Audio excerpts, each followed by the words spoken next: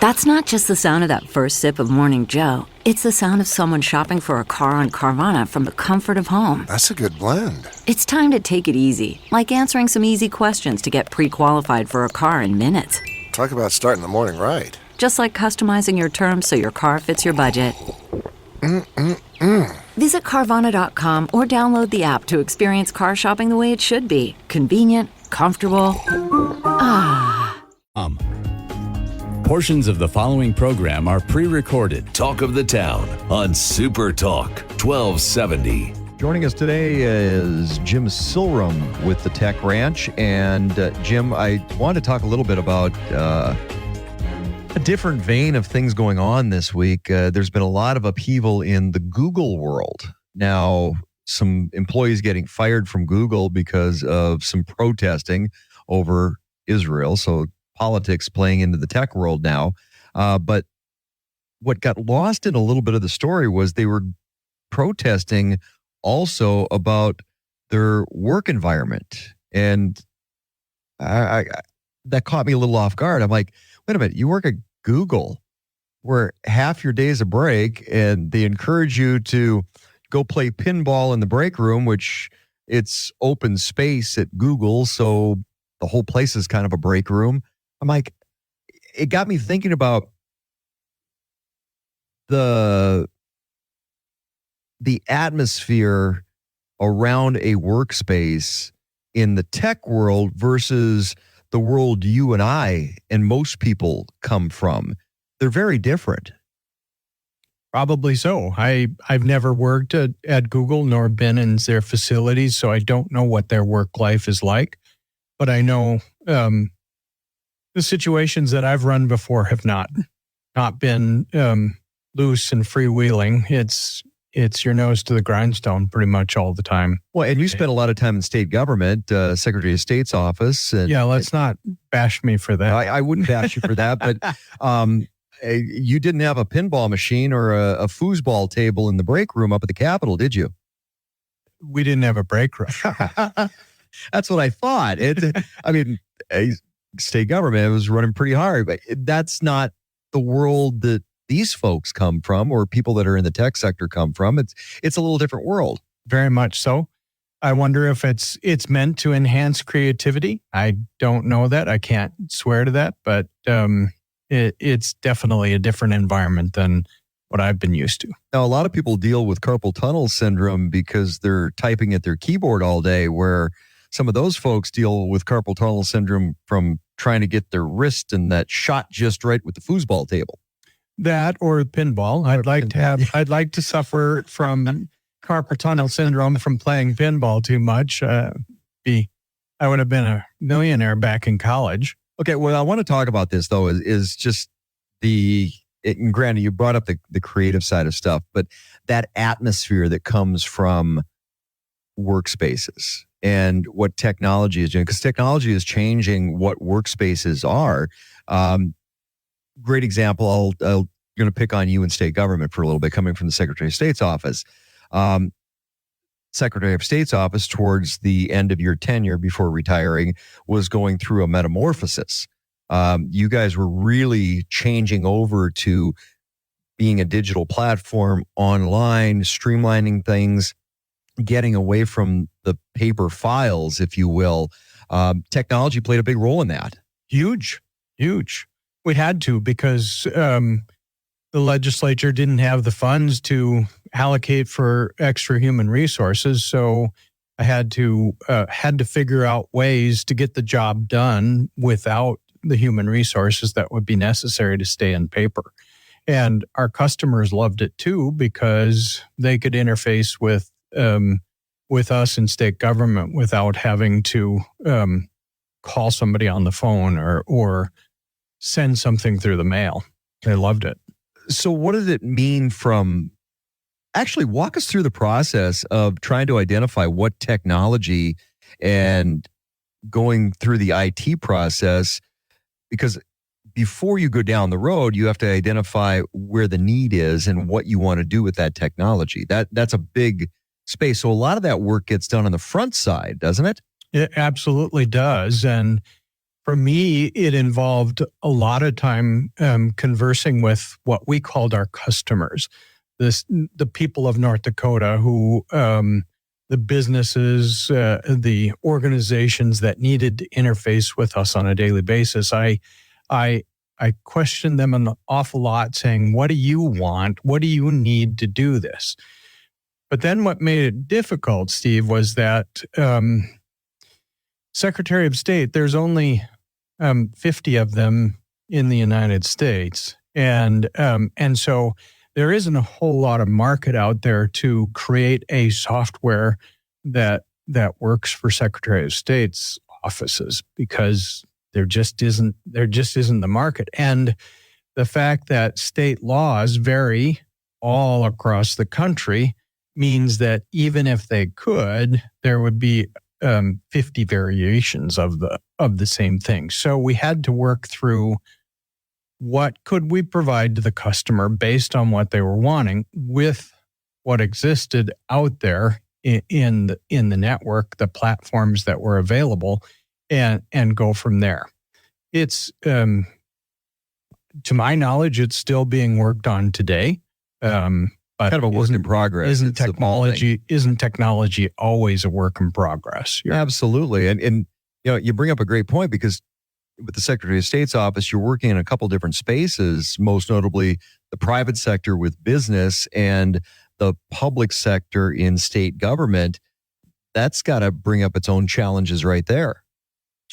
Well, and when you consider, at least in North Dakota, the wide range. I mean, we used to, the state still is the commissioner of combative sports and registers all businesses and runs elections, all of that. I always like to say, by the way, Steve, that the Secretary of State was the elections director and also the director of other combative sports. So,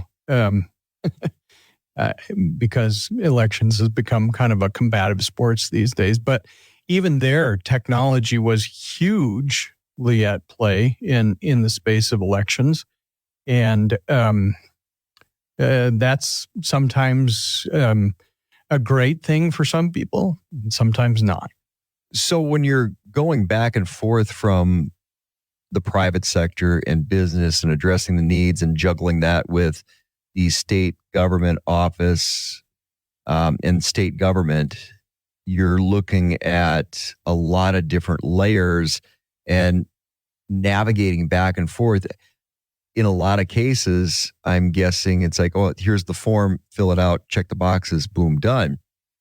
Changing that over to a digital platform, I can imagine initially it was probably a little bit more cumbersome than it was helpful. It could be, and could be cumbersome, because there are a lot of variations that happen within the law.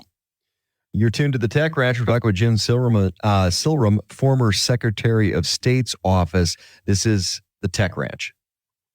Super Talk. At Grand Canyon University, we believe in equal opportunity, and the American dream starts with purpose. Whether your pursuit involves a bachelor's, master's, or doctoral degree, GCU's learning environments are designed for supportive networking and collaboration. With over 330 academic programs, GCU provides a path to help you fulfill your dreams. The pursuit to serve others is yours. Find your purpose at GCU. Private, Christian, affordable. Visit gcu.edu. Talk of the Town on Super Talk 1270.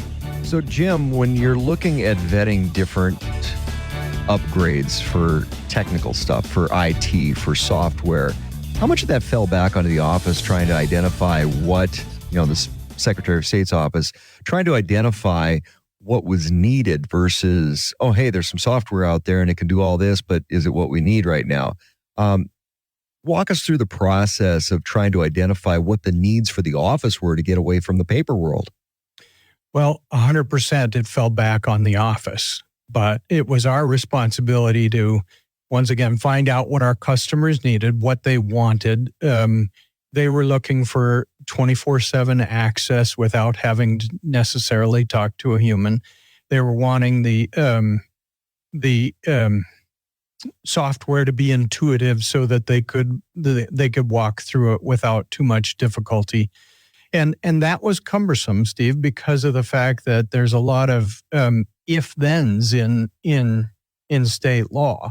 If you're forming this type of business, but then also if you choose this type of business, then there's another pathway that you have to go down. So it has to be very, very flexible.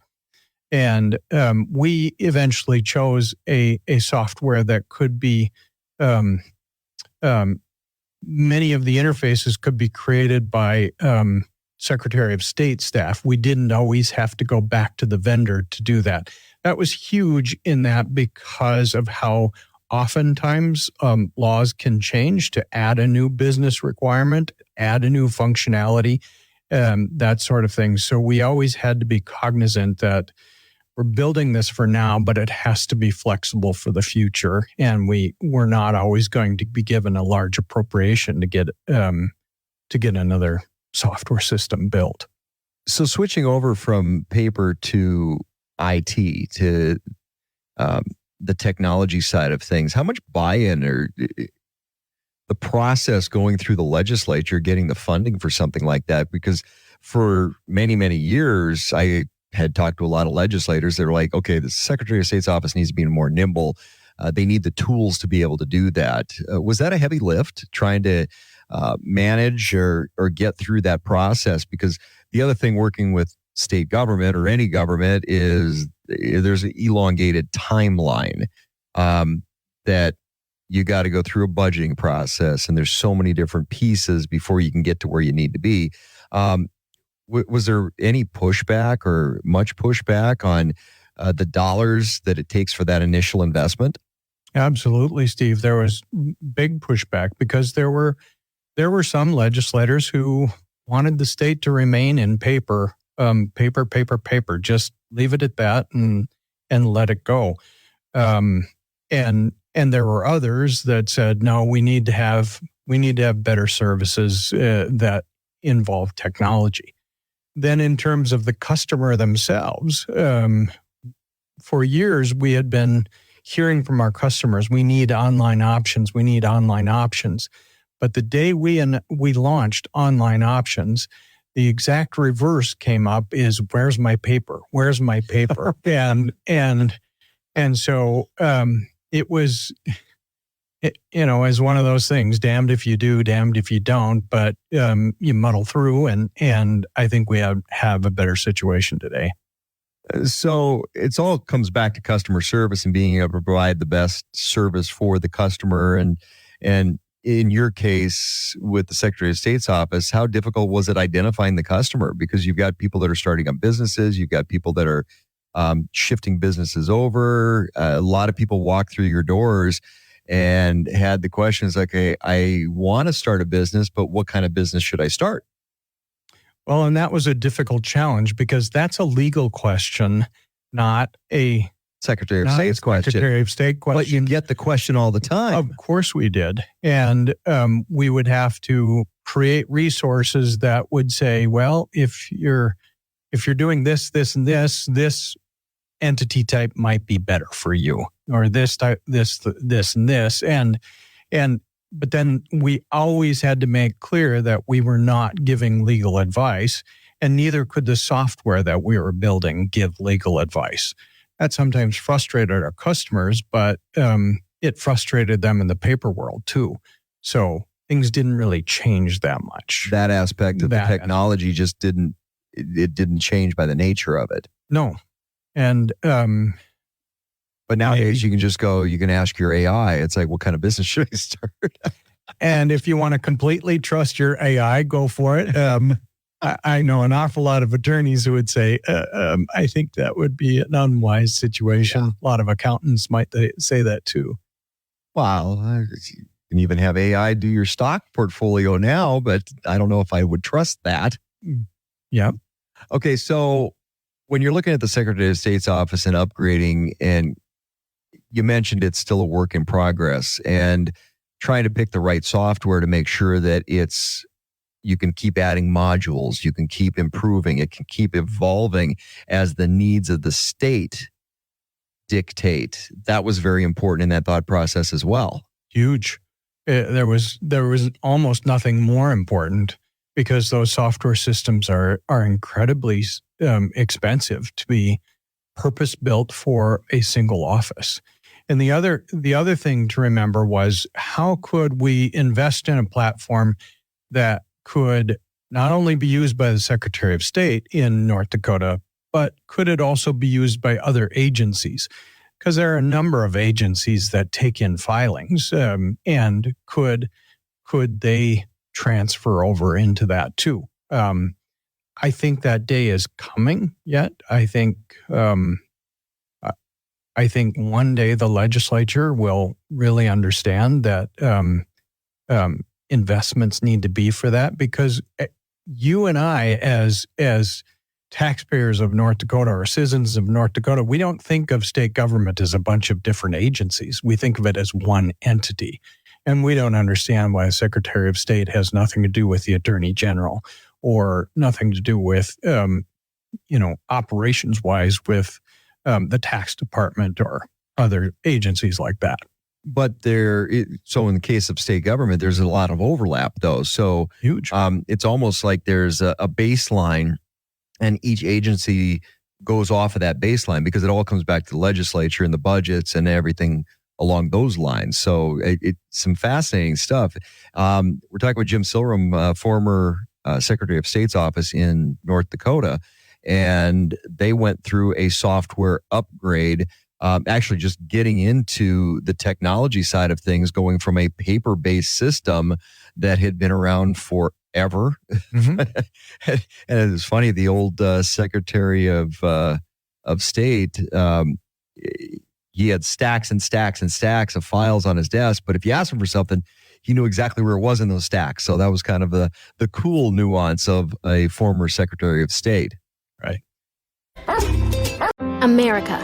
We are endowed by our Creator with certain unalienable rights: life, liberty, and the pursuit of happiness. At Grand Canyon University, we believe in equal opportunity, and the American dream starts with purpose. To serve others in ways that promote human flourishing and create a ripple effect of transformation for generations to come. Find your purpose at Grand Canyon University. Private, Christian, affordable. Visit gcu.edu. All about the pets. Steve Dale's Pet World. Saturday afternoon at 4 on Super Talk 1270. Welcome back to Talk of the Town on Super Talk 1270. We're talking with Jim Silrum, former Secretary of State office in North Dakota. And,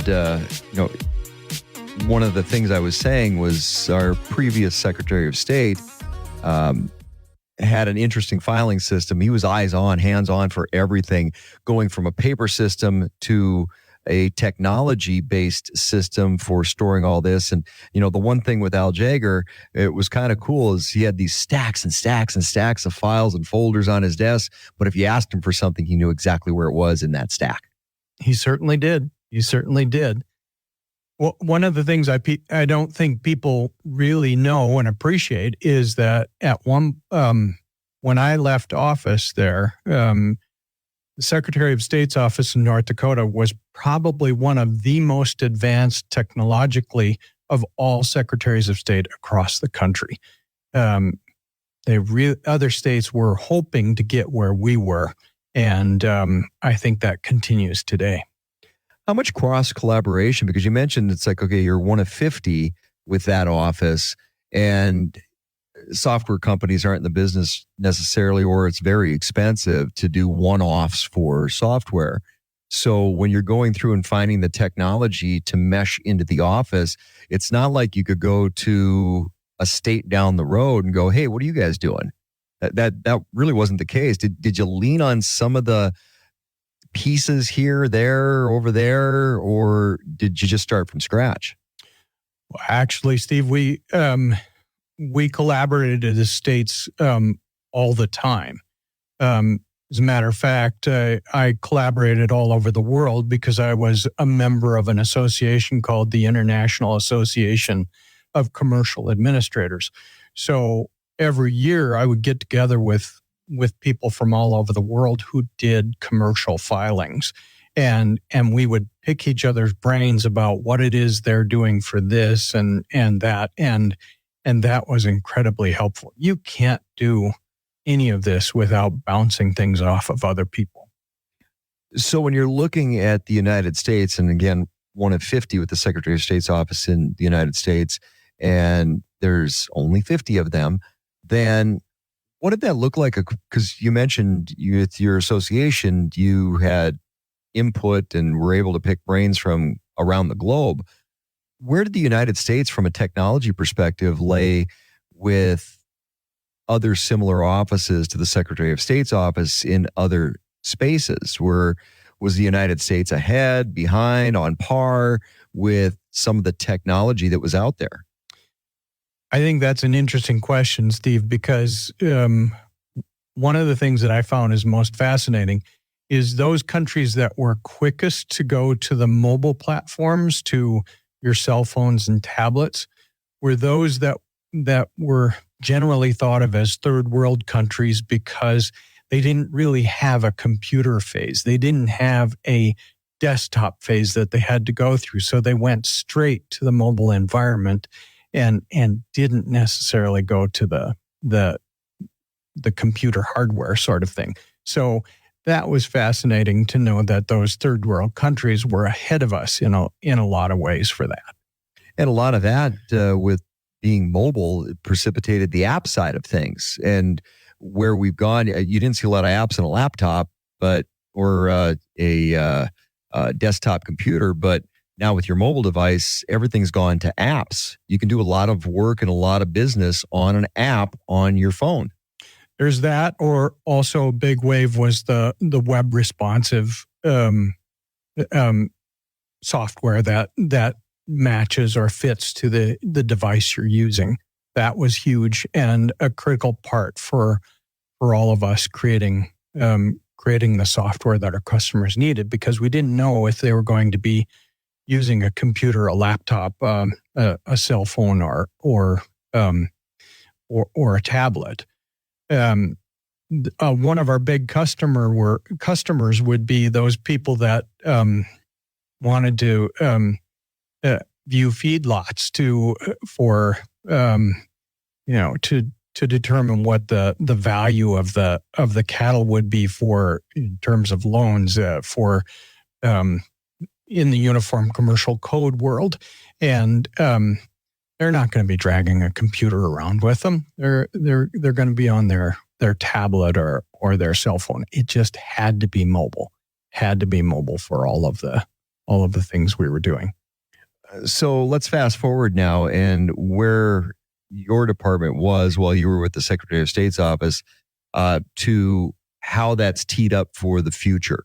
Because again, we're talking about the technology side of a traditional paper pushing industry. I mean, Secretary of State's office were paper pushers, quite frankly. And now to be set up to move into the future and have that customer service, nimbleness is key. So putting in a system in place that is going to give you that nimbleness moving forward so that you can continue to, as customers' needs evolve, very important.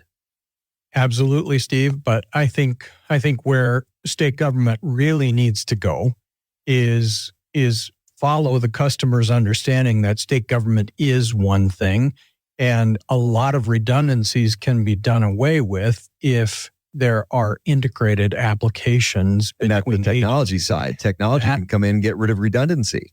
That has to happen, but there's also some fears on the side of privacy. Do you want every agency knowing your tax information just because they're registering your business? That sort of thing. I think there's a lot of fear in that, but it is where it has to go if we're going to continue to enhance things and reduce the number of employees that are needed to do those data input tasks. So you mentioned the number of employees needed. So from going from the paper pushing side to now a digital era with the Secretary of State's office, what does that do to workforce? Does that reduce it? Does it just shift the roles? Do you find some other duties for individuals? Because it's got to simplify. It's got to drop man hours. That's what going digital or technology does. In some respects, it does, Steve. But the more you go to a technology environment, the more your staff can be customer service based. The more they can pick up the phone and answer questions from the customer as opposed to just inputting data. Let's see. I'm trying to think. The last time I called the Secretary of State's office, somebody did answer the phone. It was kind of nice because I've had times where, okay, nobody's picking up. They must be buried in something else, or they're sitting there with somebody else at their window and can't get to me on the phone. So a great improvement with the Secretary of State's office here in North Dakota. Super Talk. Man, that sunset is gorgeous. Grill, patio, sunset. Hard to get better than that. Unless you're browsing Carvana's inventory while you soak it all in. Oh, burger time. So sit back, get comfortable. Carvana's got thousands of cars under $20,000 just waiting for you. I could stay here forever. Carvana, where car buying meets comfort, meets convenience. Download the app or visit Carvana.com today. Talk of the Town on Super Talk 1270. We're talking with Jim Silrum, former employee in the Secretary of State's office here in North Dakota, deputy director. And so Jim went through the metamorphosis of going from a paper age to a technology age with the Secretary of State's office, which is a little interesting space, working with business, working with government, the financials that are involved with that. I want to come back to where we started on this, which was Google and the workplace. What did it do to workplace? And, government should always be trying to be more efficient. So I'm guessing technology helped with the efficiency, which means you don't need as many labor hours in the same traditional spaces. Where does that go? It's not like you just fire a bunch of employees because you don't need them anymore. You still need the employees, customer service, of course, being a big piece of that. But how does that workplace change? Well, for us, it certainly eliminated a lot of overtime hours. It reduced that considerably. But as I said previously, our office went from more of a data entry side of things when we were paper to a customer service side of things where we were taking calls. So much so, Steve, that we actually had to change the configuration of the office to go from cubicles to actually workspaces with walls because there were so many conversations happening over phones that it was impossible to have a coherent conversation with all of that noise going on around you. So that changed how we structured the space as well. We actually did get to eliminate some staff through the use of technology, not significantly, because I always said that technology doesn't necessarily reduce jobs. It just changes the way you do your job on a daily basis, what your focus is. You still didn't get the foosball table, though. We didn't even get the break room. So they always said there's a cafeteria at the Capitol if you want to have a break space. So going back to this little upheaval at Google, where they're doing some restructuring on their finance team and technology as things evolve. So your office evolved. We're seeing with what happened this week on the protests against Israel, which turned into protests against workspace and office space and in conjunction with the restructuring and the finance team and Google kind of having a little upheaval, some of that's precipitated by the evolution of technology. What I'm guessing probably took place was some employees who got very comfortable in the way they were doing business they forgot about the evolve part, the evolution part. How important is that, whether it's a state government perspective or in a case like this with a tech company, always having that, because you were in a leadership role, so always having in the mindset of you need to be evolving positions and people to meet the customer, because Google's that's a customer-based customer service company, even though it's a tech company. You always have to have that mindset of how do you evolve? How do you continue to progress? Mm-hmm. And Steve, I'll tell you, to be sure, while I was Deputy Secretary of State, when I came into office in 2003, I remember one of the first meetings I asked the staff, so how long are we going to use this antiquated program that we have for data entry? And I think I could have been shot at that point, because... Do you have a lot of people blinking back at you? Blinking, but also we're never going to do that. And twitch here and there. And so many times I heard, well, Jim, if we go online and our customers are going to be doing data entry, what are we going to be doing? And there, so I had to spend an awful lot of time working with them to help them understand that their jobs were going to evolve and evolve for the better. It's kind of the movie Hidden Figures, where the computers, the staff at NASA that were the computers, right? And one of their leadership people kind of took it upon themselves to go, hey, you know what? This is coming and we need to evolve. So she got them into the programming side, and that was their roles changed. Right. And, just like anything, there's a little pushback. People don't like what's not familiar to them.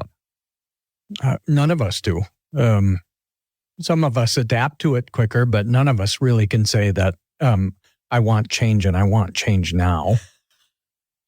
So do you think it's a case of getting too comfortable and not being challenged in a role in the workspace? It's a good question, Steve. I don't know that the answer is the same for everyone. Like I said, I think some people adapt to change quicker than others. Some people may very well just be comfortable in knowing, hey, I've got this stack of paper. I got to get through it before the end of the day. I achieved that. Well, if the paper is gone, where's my sense of achievement all day long, because they've lost how they can visualize it.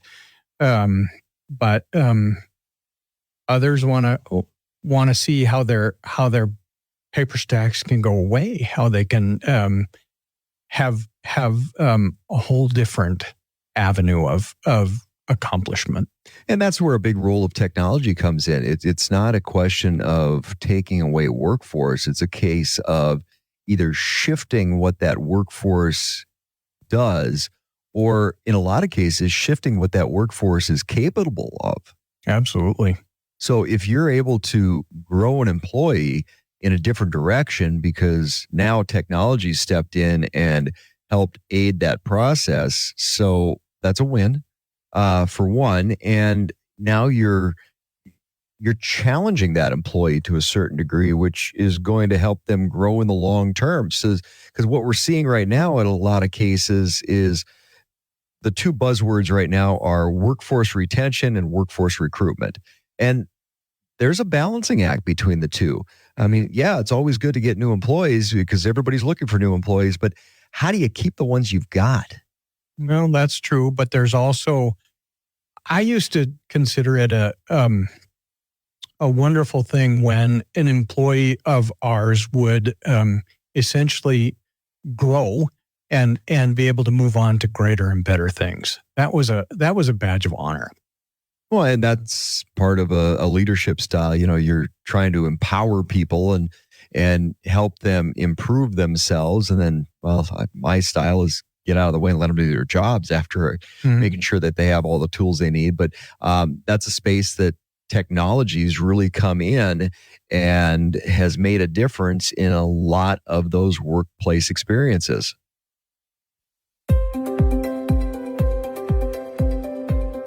Welcome to April 23rd on the National Day calendar. Today, we're embracing the unknown and enjoying some fresh air. Life is full of opportunities, but sometimes it's the fear of the unknown that holds us back. National Take a Chance Day encourages us to break out of our comfort zones and dare to take on fresh challenges. Whether it's starting a new hobby, applying for that dream job, or simply trying a new food. Remember, you'll never know until you try. And who knows? Today might just be the day when taking a chance changes your life.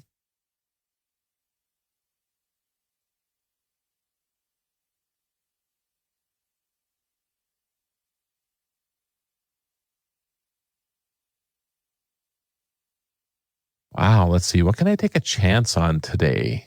Thinking, food maybe? What kind of foods can we take a chance on? I actually like that idea, but what if we take a chance and do something we've never done, like skydiving or something? That could be more of a bucket list type thing, but I think we could, I like that idea. From challenging ourselves, let's switch to a universally loved activity, picnicking. There's something special about eating in the great outdoors, whether it's a bustling city park or a tranquil forest clearing.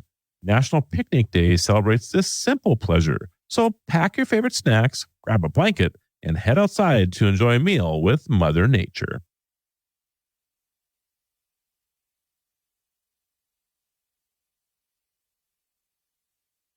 Are we going on a picnic today?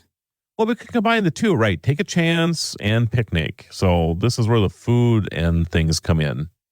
Ooh, okay. I like where you're going with this. So Okay. what kind of foods would we try? Going to take a chance with cheddar cheese and maybe some Ritz crackers. That's not And- taking a chance. Oh. How about a little Sushi? Okay. I would do this. Let's do it. Okay, that is taking a chance for you Okay. because you don't eat it. That's correct. I don't. All right, let's go. I'm LaToya Johnson. I'm Marlo Anderson. Thank you for joining us on our journey to celebrate every day. How come I'm the one actually taking the chance here? Until next time, keep celebrating. Talk of the town. Super Talk 1270. We have your $30,000 inflation salvation. You could win up to $30,000 to help you through these hard times. Oh, awesome. That's the best news I've heard today. I won cash. Or be a daily winner of $100. That's awesome. Listen weekdays for code words between 8:30 a.m. and 5:30 p.m. Enter the words you hear into the free Super Talk 1270 mobile app for your chance to win. This is Terry Gooderjohn from Washburn. You can win cash too. Just download the station app and listen to win cash. On Super Talk 1270 and the free Super Talk 1270 mobile app. Powered by 3B Meats, your full-service butcher shop and deli.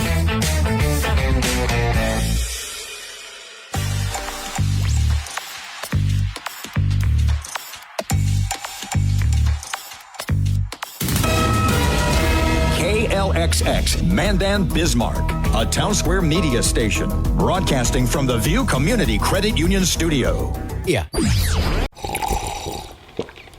That's not just the sound of that first sip of Morning Joe. It's the sound of someone shopping for a car on Carvana from the comfort of home. That's a good blend. It's time to take it easy, like answering some easy questions to get pre-qualified for a car in minutes. Talk about starting the morning right. Just like customizing your terms so your car fits your budget. Visit Carvana.com or download the app to experience car shopping the way it should be. Convenient, comfortable.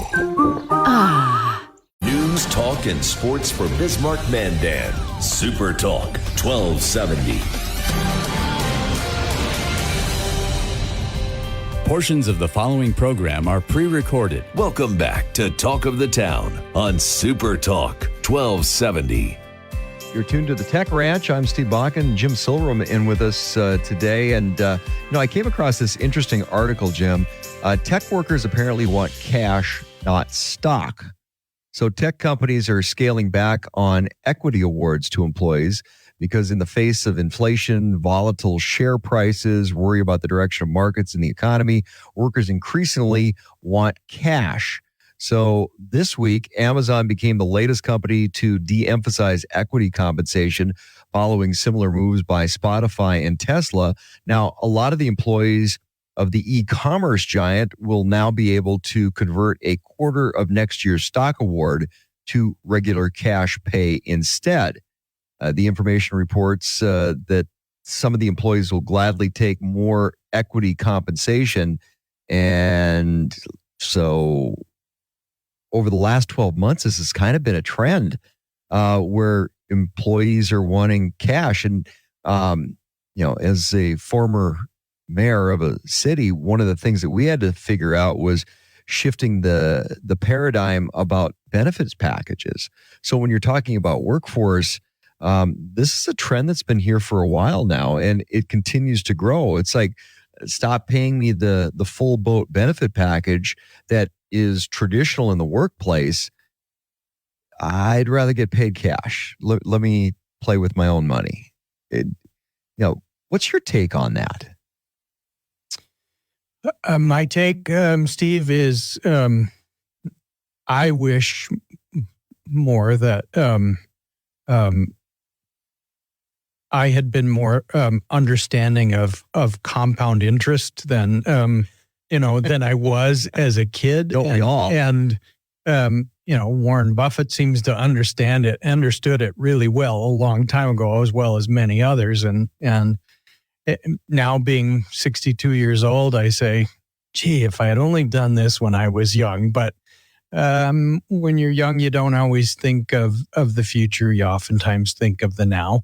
And I think that's a mistake.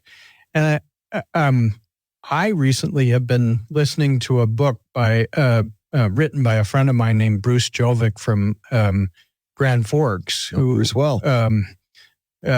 150 years of innovation and innovators in North Dakota, and fascinating to me to know that North Dakota was, I believe, the first state in the country that had an employee stock option program. And a business owner here in North Dakota worked with a Louisiana senator to get that option passed through Congress. So here we have a new trend where people are wanting to go away from that. And yet in the past, it's really benefited a lot of workers to have stock options. Well, and look at the number of ESOPs in North Dakota, too. I mean, that's a direct lineage from that methodology. So having employee-owned companies, there's a lot of those in North Dakota. From the perspective of benefits, and I think this is a generational thing, in that what I saw when I was mayor, we had to go back and look at the package. In fact, it goes back even further. I'll say going back to the oil boom in North Dakota, you'd see people leaving, going across the street to work for a different company for a nickel. I mean, they get a nickel more, and not the benefit-laden job line.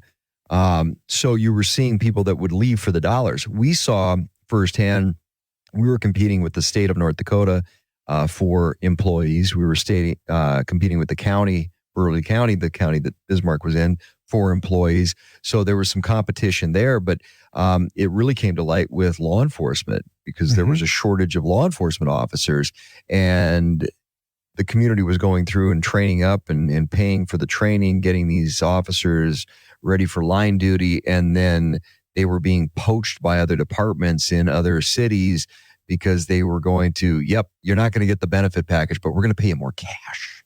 And it was about the cash. So we really had to reinvent what that looked like from a payout perspective. And through my research, what I kind of figured out was it was about 12 years.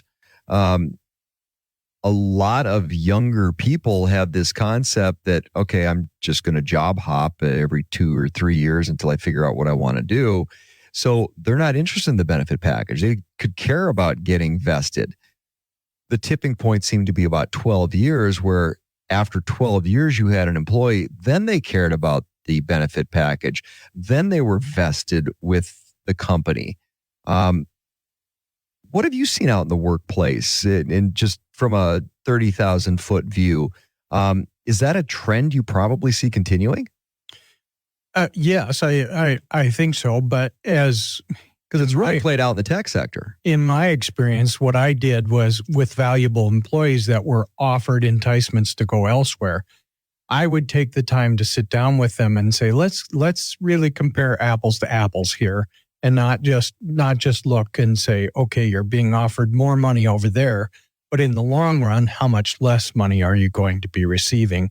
And when I would do that and show them that, their increase outside or in another agency or in another part of in the private sector had to be far more than what the benefits were being paid there. So we spent an awful lot of time showing, trying to make the calculations so that they could look at them honestly. So do you find that there's a tipping point as far as an employee? Because you get new hires that come in all the time and some stick, some don't. But is there I don't want to call it a magic number, but is there a guideline number that dictates, okay, once we get an employee for this long, then they're interested in being vested and the benefit package and what that means for my retirement? Because honestly, a 20-year-old individual not really thinking about retirement yet. We're all bulletproof at that age. Right. So is there a magic number? Not to my knowledge, Steve. It's all based on the individual. I saw employees come and go quickly and some that came as young individuals and stayed for their entire career. It really is individual based and what their upbringing was, that sort of thing. So I'm not going to say it's just one. Well, and then there's the industry side of it too, because the example I had with law enforcement, it was, 4, 5, 6 years. And with city employees, it was about 12. And in the tech sector, I don't think we've hit that number yet. I don't know if we know what that metric is for finding employees that for these companies that are going to stick around and not ever have the concept of I could bounce at any time. Super Talk. Man, that sunset is gorgeous. Grill, patio, sunset. Hard to get better than that. Unless you're browsing Carvana's inventory while you soak it all in. Oh, burger time. So sit back, get comfortable. Carvana's got thousands of cars under $20,000 just waiting for you. I could stay here forever. Carvana, where car buying meets comfort, meets convenience. Download the app or visit Carvana.com today. Talk of the Town on Super Talk 1270. We're talking with Jim Silrum, formerly of the Secretary of State's office in the state of North Dakota. And, okay, from a technology industry perspective, like I was saying, I don't think we've hit that number where companies can go, okay, these employees are going to stick. I think it's still, we don't know what that number is. Why do you think that is, that employees in the tech sector really don't have a concept of getting into a job track and staying with a company until they retire? I believe that it's because technology people are creative people for the most part. And if they're not challenged where they are, if they're not continually advancing to do new things, that sort of thing, I think they're going to be enticed to go elsewhere. If it's pretty much the same thing over and over, or keeping this technology running, that's not going to be of interest to their creative minds. So you mentioned the advancing part, and there's two parts to that to me. It's one, advancing in your career path, but then advancing in your personal career and your personal development and that growth side. And like you said, there's a little different vein in the tech world where you're looking at a creativity that's at a little different space than for most people like you and I. Now, when you're looking at that advancement, how important do you think it is to grow those individuals in-house so that they are being challenged? Or, again, going back to that mindset of younger people that, well, I'm going to be here for a while, but I'm not long-term invested and I could leave at any time. Somebody's going to pay me more money. Or the other side of that is younger generations also have this, well, why am I not the vice president of the company in 3 years? And why am I not the CEO in 5? There's that side of it as well. A lot of the younger generations, the way they were set up or groomed to get into the workspace, I don't think serves them well, because there is an expectation that, why am I not the boss now? Yeah, that's absolutely true. I had employees who left after being with us for a year and on the exit interviews saying, well, I think I've learned everything I need to know to do this. And I would say, boy, I've been here 20 years and I'm still learning something new every day. And so I think they have to understand that and actually reach for their own challenges too. But I think employers are going to be best suited if they continually challenge their workers in pushing them to do bigger and better things all the time. So from the entry-level employee perspective, is there a kind of a set of guidelines that you should always keep in the back of your mind from a management perspective when you're bringing in new employees? And granted, part of the conversation here is in the tech sector, things seem to be greatly accelerated, not dissimilar from what tech does. I mean, it's an accelerated workspace. Things are moving extremely fast, but are there some basics you need to keep in the back of your mind from an employee recruitment, employee retention, some baseline metrics that are going to benefit both the employer and the employee? I think most of us, Steve, want to know that we're being heard. So hearing your employee is critical. I think visiting with them regularly on how they're doing, what it is they're doing is going to be critical to them. They want to feel valued. Just like all of us want to feel valued in what it is that we do. I think whether you're in the tech space or healthcare or whatever it is, that's a key ingredient is how we relate to one another. So 2 parts of that are, one, the employee needs to feel valued, and progressing, I guess would be a good way to put that. But then the impactfulness, because I've talked to different employers in the tech sector. I've talked to different employees in the tech sector. And one of the things that kind of seems to come up, it's a little underlying thread, is making a difference in their job. So it's, am I being impactful? Mm-hmm. Is that employee in what they do, is there value in it, or is it just busy work? Because we all know none of us like busy work. But is what I'm doing impactful? Is it making a difference within the company or within technology? Is it moving the needle? And you could be doing the most mundane task, but is it making a difference? Is it part of a bigger picture? True. Everybody needs to know that. But at the same time, Steve, I did know those people who were highly motivated by doing the same thing over and over again and just being exceptionally proficient at getting more done in the same amount of time. Some people are that way, but others of us are not motivated by that. So I think understanding who that person is and what motivates them and what doesn't motivate them is critical in all job sectors.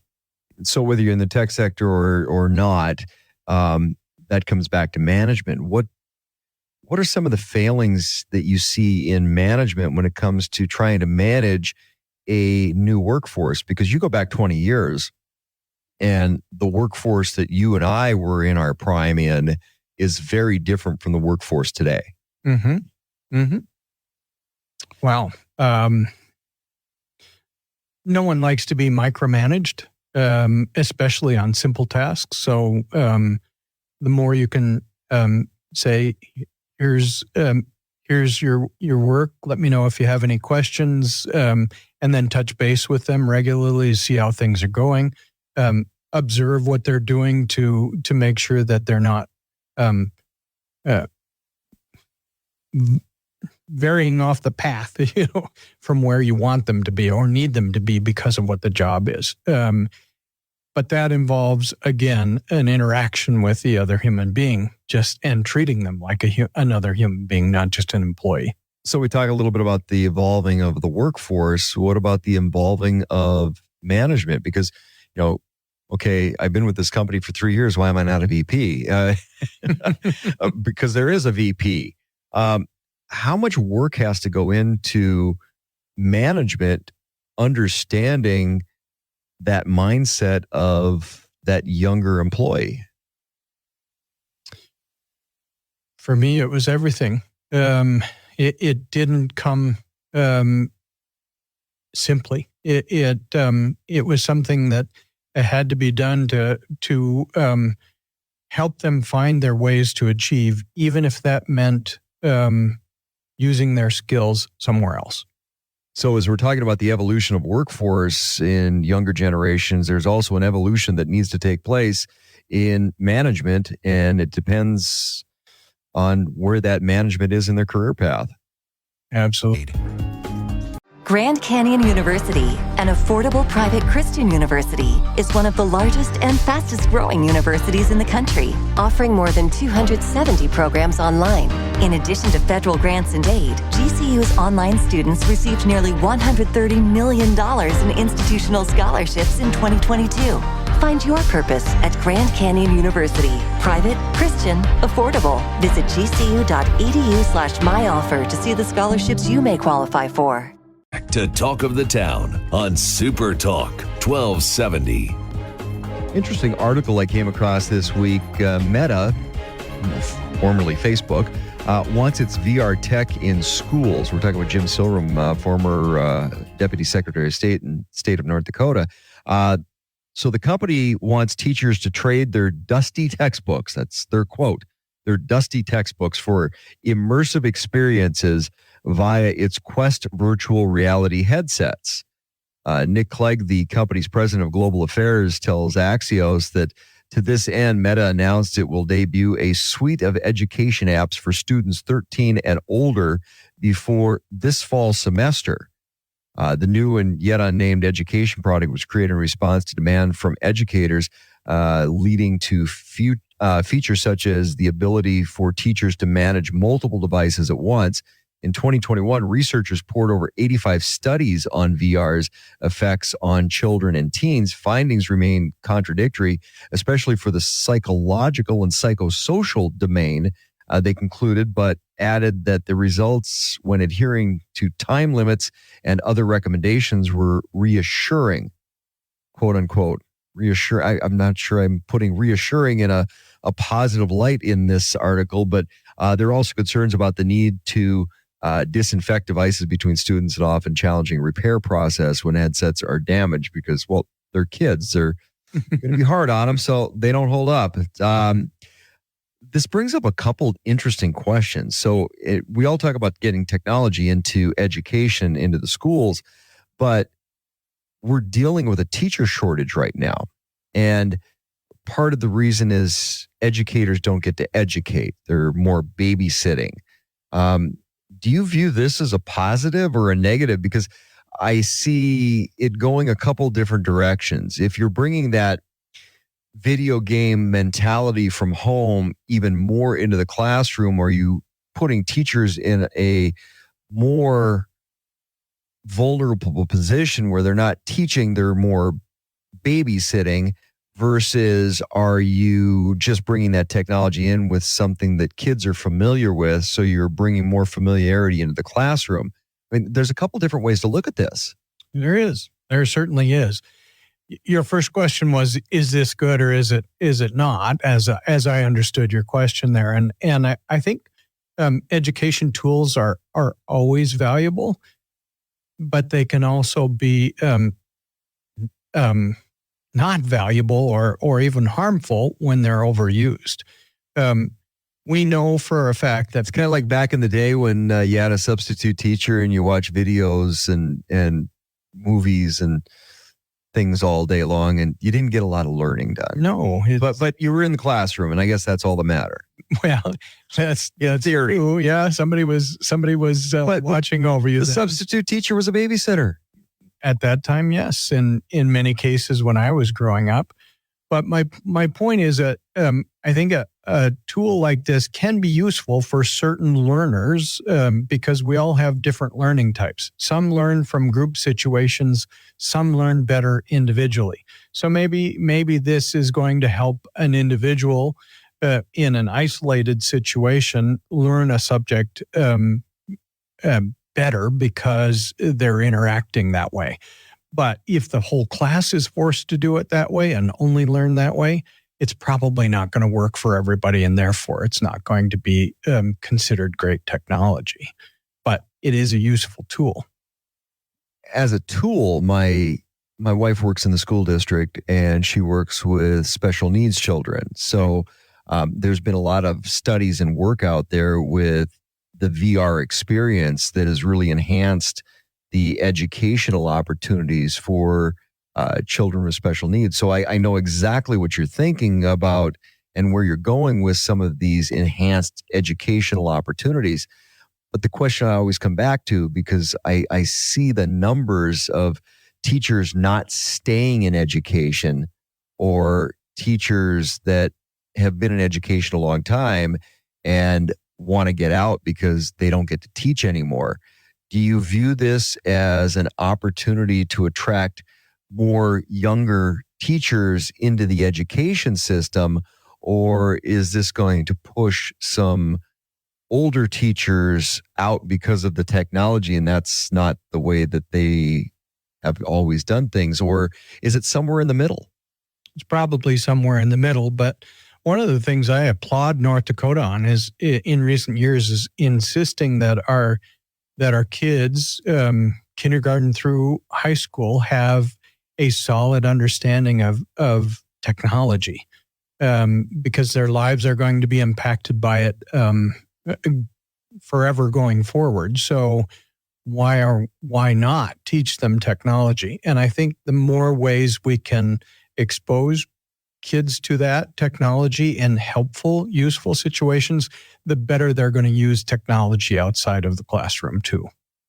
So when you're looking at a company in congressional hearings and everything else with Meta and the addictive nature of social media, for me, I'm a little guarded when you're bringing devices like this, which do maybe have a little bit of addictive nature to them, at least because of what's behind them or who's behind them. Is that a concern? Do you think about anything in that light? Sure. But then again, isn't it true that school textbooks have been written from certain perspectives on history or absolutely? So, although I've never found a school textbook addictive. Many of my teachers may have wanted me to, but I never did. Probably not, but I think we know those kids that we grew up with who always had their nose in a book and wouldn't socialize because I'm too busy reading. So a healthy balance is always a good thing. I think the same is still true today. So a great tool. Now, going back, because I view this as a positive, and I think there's a lot of value in that. But again, for me, a lot of the question comes back to anything we can do to attract new educators into the education system has got to be a positive. And if you think about a lot of kids that are getting into education, because that's the other part is the recruitment before they get into the teaching world. You kind of want to be a teacher. And when you're looking at trying to attract new talent into a workforce that is having extreme amount of difficulty attracting new teachers, it's not about the pay anymore. Teachers actually get paid. I remember what they used to get paid when I was in college, and I don't know why anybody would want to be a teacher back then. Yeah. But, the pay scales come up. So new technology into the classroom, I can only see, because you're only a couple of years from being that kid in high school that was playing video games in the first place. So that technology rolling over into a classroom can only help.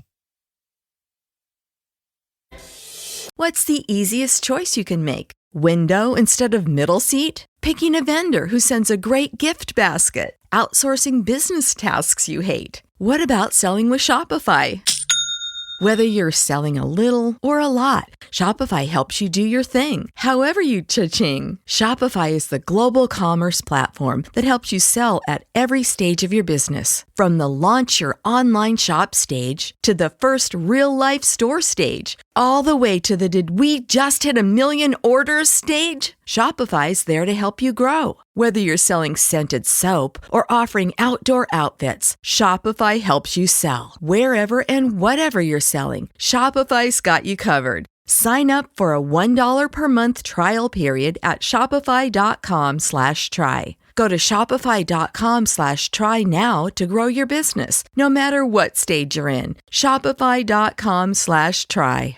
1270. Welcome back to Talk of the Town on Super Talk 1270. We're talking with Jim Silrum, former Deputy Secretary of State Director in North Dakota, and a lot of workforce and what artificial intelligence, technology, and things have played into what workforce has become today. You and I were talking about one of the things that's taking place in California with minimum wage, and we know that's just the first of many states that are following suit, where it's $20 an hour for minimum wage, or I can see 25 in some of those states very soon. Technology was part of the reason they were able to do that, because you see kiosks popping up, and we see that where we live in a lot of different fast food restaurants, or the ability to walk up to a kiosk and order. I'm not sure I'm a fan of taking the human side out of stuff. And I know people that have horror stories. I have my own horror story. And where do you see that going? Because I understand the technology side of things, but really a $20 an hour minimum wage. I mean, minimum wage to me is minimum skill set, and you're there while you're working on a career path. It's not a sustainable, not a livable wage, which that's not what those places are for. I don't see it. Yeah. Well, and I think it's a very valid question here, Steve, is which is the chicken and which is the egg? Did the kiosks make California go to a $20 minimum wage, or did kiosks become a necessary must for those fast food restaurants? Well, in the fast food restaurants, you also see robots cooking burgers and robots making different aspects of a food order. So, careful what you wish for is part of what my mindset is. Because, okay, hey, I want $20 an hour, but are you going to have a job at $20? Because that business isn't going to be able to support everybody making $20 an hour. Somebody's going to have to go. Right. And I think we've seen it throughout. I mean, we've all known that a lot of workers in Detroit are in the car industry are lost their jobs because of automation, or are move to different jobs because of automation. Robotics in the auto industry has changed a lot. It has. And I struggle to understand whether automation is always a good thing, or can it be a bad thing as well? Well, define automation, though, because you think about Henry Ford and the production line. That was automation. But that precipitated and gave the ability for an industry to be viable, because handcrafting every single car wasn't going to move the needle. It wasn't viable at that point. The auto industry really took off when Henry Ford automated it.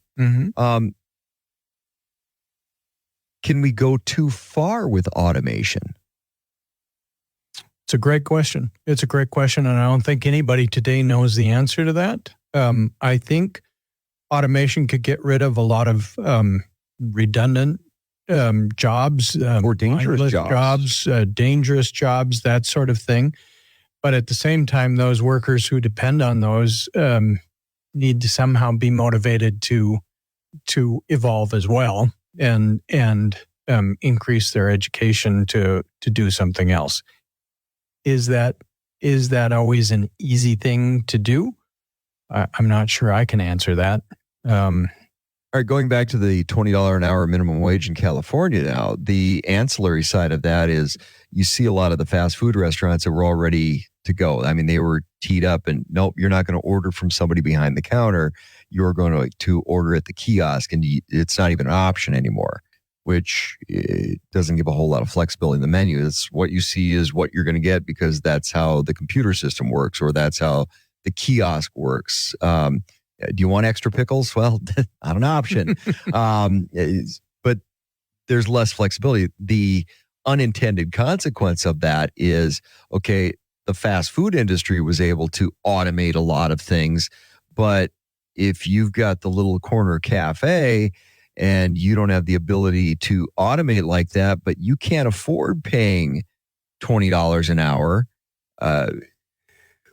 you're going to drive a lot of those businesses out of business.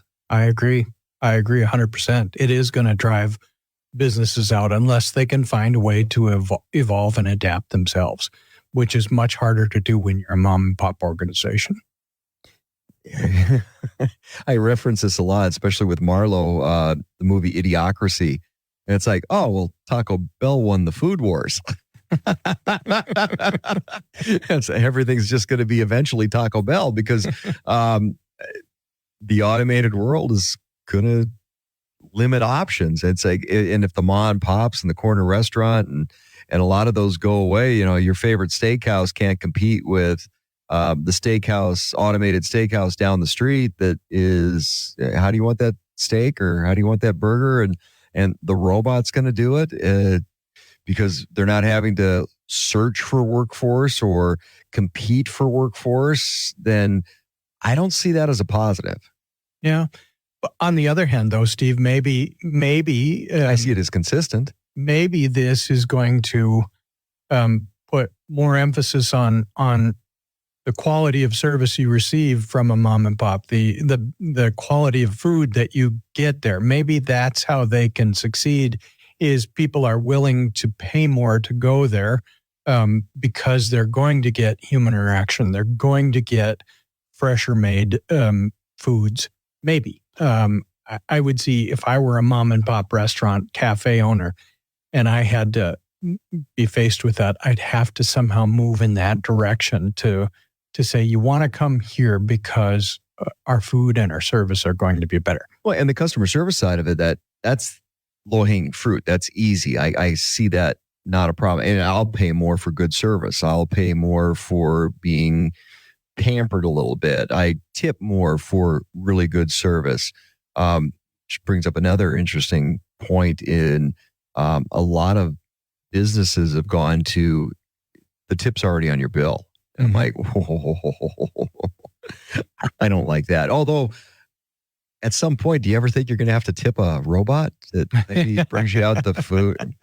Nope. How do you put the tip automatically on a bill when you get a little robot that comes out that took your order and is bringing your food to you? Because that's actually a thing in a lot of restaurants. They'll have little food service robots that come out and all the plates are on there and you grab your plate off of that. I'm not tipping that. Well, maybe you're tipping the programmer who programmed that robots come out. I highly doubt that money gets back to the programmer, Jim. I don't think that's the scenario. But you got to think about it from a business perspective. Where do you build profit margins? Are you tipping the owner of the restaurant because they have that robot? It's a great question. Welcome to the School for Startups Minute with Jim Beach. This week, I want to talk about accountability, and I am going to hold you accountable for implementing this in your life. I know it's incredibly out of style right now. All of our politicians on both sides seem like they're lying almost all of the time, but we can do better. I'm going to hold myself accountable, and I want to invite you to do it as well. I'll give you my first tip right after this. This is Dr. Michael Garko for Strauss Naturals. The heart is only a bit larger than a fist. Each day, it pumps about 2,000 gallons of blood through 60,000 miles of blood vessels. With this extraordinary workload, I encourage you to take Strauss Heart Drops to help support a healthy cardiovascular system. The Heart Drops are backed by a 100% satisfaction guarantee. No questions asked. Visit StraussNaturals.com to learn more and order the Heart Drops today. Like with anything new, we need to start small. As we introduce more accountability into our lives, don't try to do all of it at once. Try to pick one area to focus on first. Maybe we start at home and then move to our spiritual life and then include our work and then our hobbies or some sort of progression like that. Don't do it all at once. Choose one thing and you'll be more successful. This is the Pet Minute. I'm Steve Dale. The American Kennel Club has again announced America's top dog breed. Next. Beringer Ingelheim Animal Health wants you to know that your dog can be at risk of heart disease. By screening for a heart murmur, abnormal heart rhythm, or heart enlargement, your veterinarian will be able to diagnose and possibly treat these signs earlier. There are medications that can help delay the onset of congestive heart failure or manage the symptoms of heart failure once diagnosed. Talk with your veterinarian to see if your dog is at risk and schedule that ever-important annual exam. Early detection is best. According to the AKC, the French Bulldog for the second consecutive year is America's top dog after the Labrador Retriever had that spot previously over 30 years. Now, Labs are number 2. Number 3, the Golden Retriever. They're followed by the German Shepherd Dog, and then all the Poodle varieties at number 5. For the complete list, akc.org. For the Pet Minute, I'm Steve Dale. The Ramsey Show. I lost my husband 4 years ago. How old was your husband? He was 36. What happened? He fell through a skylight working on a roof 30 feet. Oh, my. The insurance company froze the payment. That put me in a place where I got behind. Yeah. My house is being foreclosed on. I know how to stop. I mean, I know this is my fault. Not your fault. You're not going to lose this house. The Ramsey Show. Starting at 5 p.m. weekdays on Super Talk 1270. Talk of the Town, weekday morning starting at 9 on Super Talk 1270 and the free Super Talk 1270 mobile app.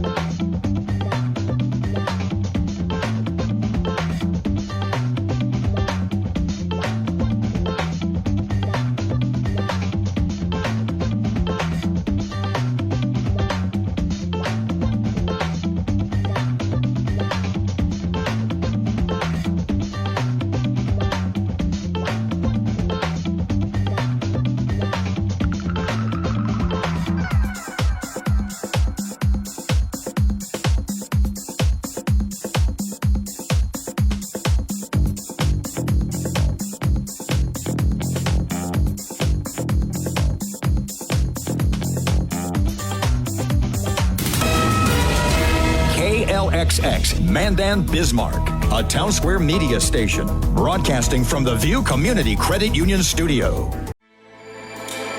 With everything you have on your plate, earning your degree online seems impossible. But at Grand Canyon University, we specialize in helping you fit a master's degree in education into your busy day.